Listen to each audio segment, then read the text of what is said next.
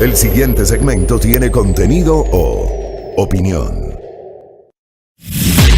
La entrevista en A Primera Hora. Analizamos los hechos del momento junto a sus protagonistas.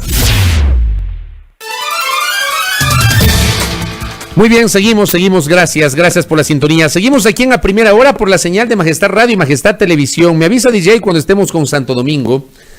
Ya mismo estaremos con la señal de Santo Domingo de los Áchilas, de nuestro canal Majestad Televisión. Estamos en nuestras frecuencias en señal abierta, en Pichincha, Esmeraldas y Manabí. Estamos a esta hora en el canal 3 del sistema TVNet en Santo Domingo de los Áchilas. Estamos en www.radiomajestad.com. Estamos en Facebook Live por la fanpage de Majestad Radio, transmitiendo justamente en simultáneo nuestro espacio de noticias. Les decía al inicio que el día de hoy hemos priorizado, como corresponde, una agenda para analizar algunas aristas vinculadas al rol de la mujer. Yo les insisto, no es un día de celebración, no es un día de flores, de cursilería, no es un día de poner mujeres de Arjona, no. Es un día de conmemoración, de recordación, de criticidad y de respaldo a la lucha de la mujer en diversos aspectos. Vamos a hablar sobre un tema que sigue preocupando en el contexto de la lucha de la mujer, y es la violencia de género. Los femicidios, la violencia dentro del hogar, la incidencia de las parejas, etcétera. Sibel Martínez, que siempre tiene la gentileza de atender nuestras entrevistas, está con nosotros. Ella es la vicepresidenta del Consejo de Protección de Derechos de Quito. ¿Cómo le va, Sibel? Bienvenida. Fabricio, buenos días. Muchísimas gracias por el espacio. Gracias a usted. ¿Cómo llegamos a este 8 de marzo del 2021 en términos de la lucha contra la violencia de género, Sibel Martínez? Bueno, es importante, creo que analizarlo, además, a partir de este parteaguas de nuestra historia, que es la pandemia, ¿no? Hace un año estábamos marchando y 3-4 días después tuvimos que confinarnos, ¿no? Y justamente marchábamos por el Día Internacional de la Mujer. Y desde ahí para adelante ha corrido mucha agua bajo este río de incertidumbres, ¿no? Las mujeres hemos estado en la primera fila de defensa como trabajadoras de salud, de cuidados, de científicas. Además, hemos sido muy buenas líderes nacionales, ¿no? Pocas en el mundo, pero buenas. Ejemplares y además eficaces en la lucha contra esta crisis atípica. Pero esta crisis, lastimosamente, resultó ser un costo inafrontable para nosotras las mujeres, que ya veníamos de situaciones previas de menoscabo y de inseguridad. El desempleo, la sobrecarga de cuidados no remunerados, la violencia, la pobreza, yo creo que han llegado a ser han tomado una dimensión sobrecogedora en este último año, Fabricio.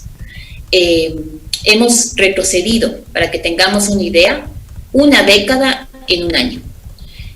Las cifras no mienten. La Organización Mundial, la ONU Mujeres, por ejemplo, nos ha dicho con claridad que 118 millones de mujeres y niñas en América Latina experimentarán pobreza.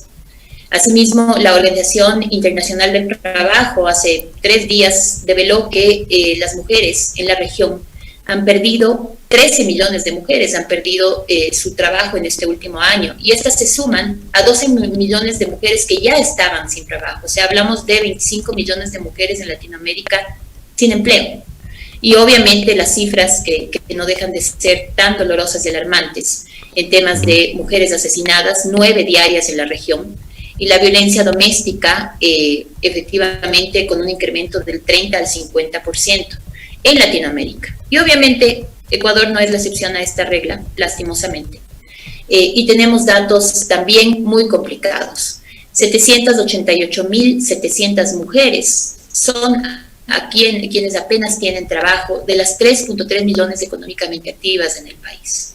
Nosotras las mujeres ganamos un promedio de $263, es decir, menos de un salario mínimo vital. Y trabajamos un promedio de 6 horas menos que los hombres. ¿Por qué? Porque las tareas de cuidado y las tareas domésticas han recaído de forma desproporcional en nuestros hombros. A ver, perdón que le interrumpa. Un promedio de $263 gana una mujer. Un promedio, sí. Promedio, o sea, menos del salario básico. ¿Y cuánto tiempo trabaja? Repítame, por favor. 6 horas menos que los hombres. Un promedio de 6 horas menos que los hombres. Correcto. Siga, por favor, Sibel, muy gentil. Y claro, esto en términos, digamos, de trabajo. Sabemos también que la participación activa política de las mujeres es complicada, ¿no es cierto? Se han mantenido los mismos porcentajes, por ejemplo, en representación a en la Asamblea Nacional, pero siguen siendo insuficientes. Y también es un problema eso para nosotros. Y ya en términos de violencia, que es algo que nos marca la vida, la existencia, en el SADG, ¿sí? Se generan algunos datos interesantes. En el 2020 se calificaron un promedio diario de 9 violaciones, 7 abusos sexuales diarios, 4 casos diarios de violencia física, 9 casos diarios de violencia psicológica. Y un dato que a mí me ha llamado muchísimo la atención es que se han calificado 280. Son datos alarmantes, estremecedoras. Sibel, le quiero pedir que repita. Sibel, perdón que le interrumpa. Le quiero pedir que repita las últimas cifras porque se cortó ahí, estaba el internet como inestable. Repita las últimas cifras, por favor, tenga la gentileza, que creo que es importante para tener este contexto muy oportuno que usted lo está presentando. Tenga la gentileza. Se han registrado en el 2020 un promedio diario de 9 violaciones, 7 abusos sexuales diarios, 4 casos diarios de violencia física, 9 de violencia psicológica y 282 femicidios en el 2020. En todo el año 2020. Exactamente, en todo el año. Estos datos se suman a el monitoreo que hacen nuestras compañeras, que en efecto un gran trabajo respecto a estos monitoreos, y nos hablan de 23 casos más en lo que va del 2021 de femicidios, ¿no? Son cifras de verdad alarmantes, ¿no? Y que efectivamente nos obliga a exigir lo que ya venimos exigiendo desde hace mucho tiempo. Ojo, hay algo que también nos llama la atención y que no hay datos, y es la la violación incestuosa, ¿no? Yo creo que la falta de datos tiene que ver porque es un tipo penal nuevo. Sin embargo, no es un flagelo social, digamos, que está sucediendo ahora. Esto tiene larga data, ¿no? Y esto hace que cada día 13 niñas menores de 14 años queden embarazadas. Niñas madre, que además se les ha negado, como todos sabemos, la mínima decencia humana al impedir que puedan acceder al aborto si así lo desean. Y bajo esta, digamos, análisis un poco sucinto, pero bastante claro de lo que está pasando en el país, debemos decir que esta lucha, hoy por hoy, la lucha de igualdad de género, y que es la razón de ser de este día, efectivamente tiene toda su razón de ser, ¿no es cierto? Estamos en una situación muy complicada, en donde la pandemia no puede escapar a este análisis, y que en efecto vemos cómo además se mira a la distancia, ¿no? Al margen de las instituciones estatales, en donde debíamos haber tenido ya políticas públicas, acciones afirmativas con perspectiva de género, tendientes a evitar que nuestros derechos se vean ¿no? en regresión, como hasta el día de hoy ha sucedido. Y no hemos tenido esa respuesta, eso es lo preocupante. Y ahí le quiero preguntar a Sibel Martínez, ¿no hay política pública para erradicar o por lo menos para combatir estas cifras tan alarmantes que usted nos ha presentado? Es decir, la política pública es incipiente, Fabricio, es algo que ya habíamos conversado hace mucho tiempo. El hecho de efectivamente tomar decisiones durante la pandemia que van en desmedro de los derechos que nosotros hemos luchado, lentamente adquiridos, pero los hemos obtenido. Dan viva cuenta, por ejemplo, en el momento en que se reduce el presupuesto para territorializar o hacer que las mujeres se apropien de la ley de violencia contra la mujer, en donde a la Secretaría de Derechos Humanos se le disminuye el presupuesto, en donde Judicatura también sufre una disminución de presupuesto importante, si no estoy mal, de 7 a 2 millones de dólares, y en donde efectivamente las medidas que se toman para paliar la pandemia son ciegas de género, de enfoque de interseccionalidad. Y bueno, las cifras no mienten, aquí está la realidad que estamos enfrentando las mujeres en el país, y que de no hacer nada, efectivamente esta situación va a recrudecer, ¿no? Como lo está haciendo. Las cifras de trabajo, ¿no es cierto?, laborales son complicadas.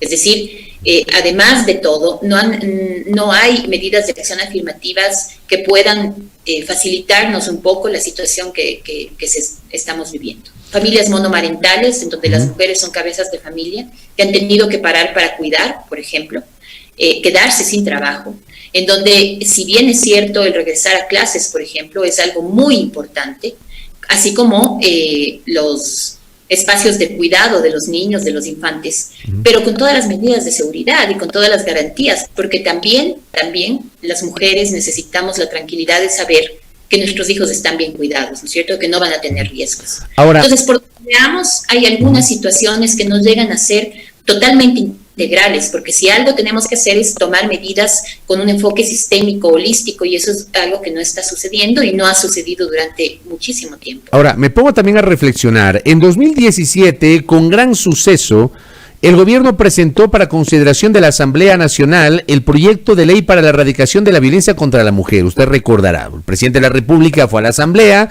con la entonces ministra de Justicia, la doctora Rosana Alvarado, presentaron ese proyecto, hubo un compromiso para aprobarlo hasta noviembre, justamente para que coincida con la aprobación, con la conmemoración del Día Internacional de la lucha contra la violencia contra la mujer. Justamente se lo logró cerca de la medianoche de ese sábado, me acuerdo claramente, pero digo, esa ley sirvió de algo, en su momento fue calificada como un logro, pero se la ha aplicado, ¿ha servido para algo, Sibel?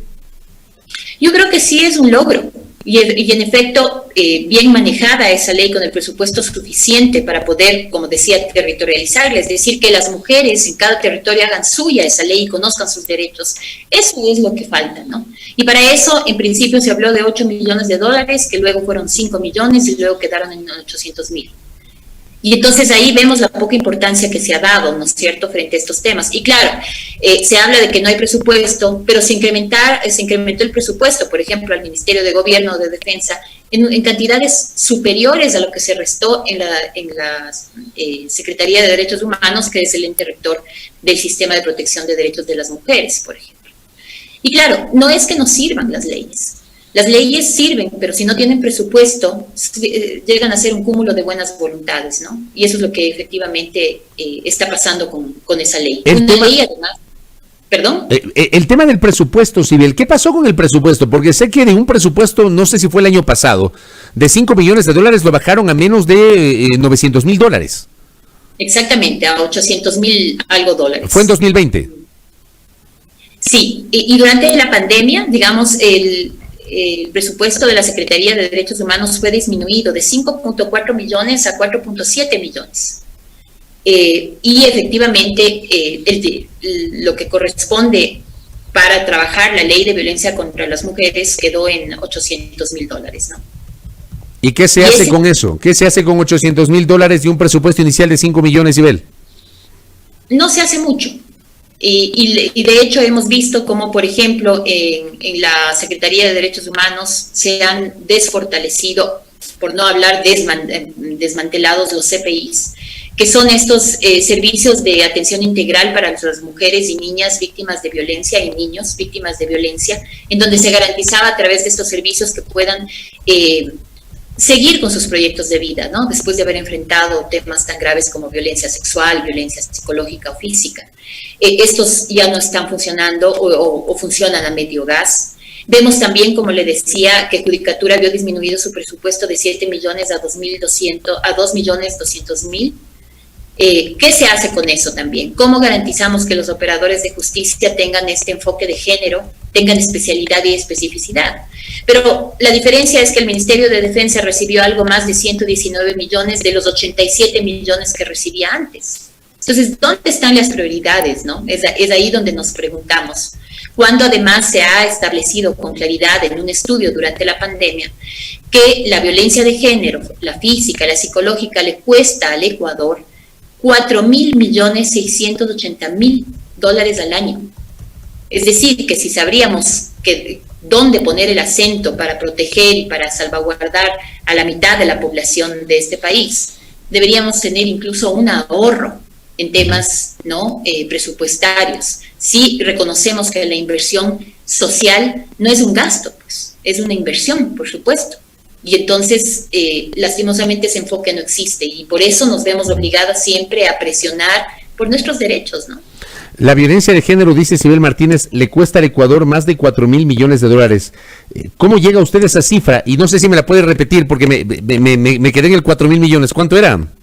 Sí, 4.680.000 al año, que equivale al 4,28% del Producto Interno Bruto. ¿Cómo se llega a esa cifra, Sibel? Es un estudio realizado, no recuerdo exactamente por quién, pero salió recientemente durante la pandemia, en donde en efecto se hace un análisis muy claro, en donde se llega a establecer esto, ¿no? El costo de la violencia en contra de las mujeres es ese tan enorme, ¿no es cierto?, que bien podría ser evitado si efectivamente ponemos acento en la prevención más que en la atención, ¿no?, que es lo que queremos siempre que se haga. Nada sacamos atendiendo un femicidio, nada sacamos atendiendo un caso de violencia, cualquiera que ésta sea. Sibel, para finalizar, los dos candidatos finalistas, ¿han abordado estos temas? ¿Usted cómo ha visto las propuestas de Arauz y de Lasso, que finalmente uno de los dos será presidente de la República?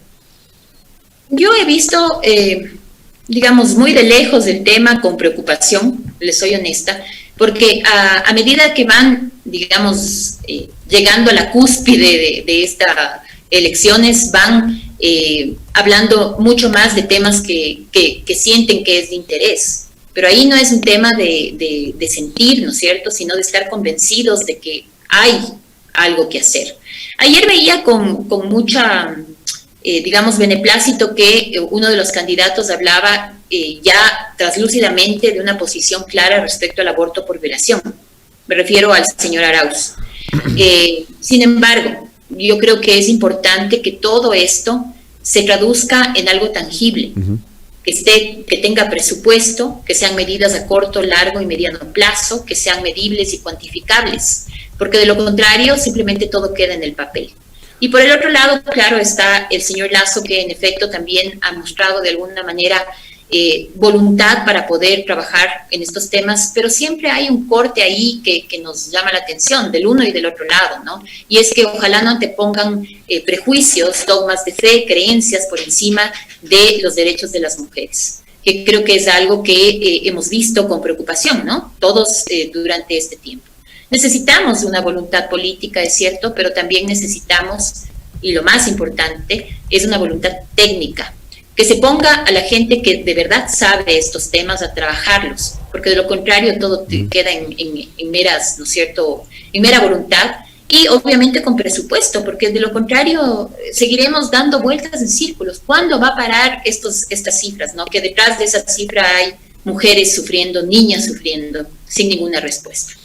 Correcto, Sibel, ojalá que esto cambie, pero es una panorámica que no podemos soslayar y que tenemos que visibilizar. Gracias a usted por sus aportes, como siempre, interesante charla con Sibel Martínez, muy amable. Muchas gracias, Fabricio. Gracias. Sibel Martínez, vicepresidenta del Consejo de Protección de Derechos de Quito, tremendo, ¿ah? Más de 4.000 millones de dólares le cuesta al Ecuador la violencia de género. Y sin embargo, sistemáticamente se han dado recortes para la aplicación de la política pública que permite erradicar esa violencia de género. Creo que las autoridades, tal vez ya no el actual gobierno que está de salida, le queda muy poco tiempo, pero sí al futuro gobierno, sea Andrés Arauz, sea Guillermo Lasso, tienen que empezar a mirar de otra manera la lucha contra la violencia de género. De 5 millones de dólares, bajar a 800,000 dólares el presupuesto para la política pública. De 7 millones de dólares, bajar a 2 millones de dólares el presupuesto para la función judicial. ¿De qué estamos hablando? Es un tema que no debe ser invisibilizado y que lo hacemos aquí en nuestro espacio. 7:23, esto es A Primera Hora por la señal de Majestad Radio y Majestad Televisión.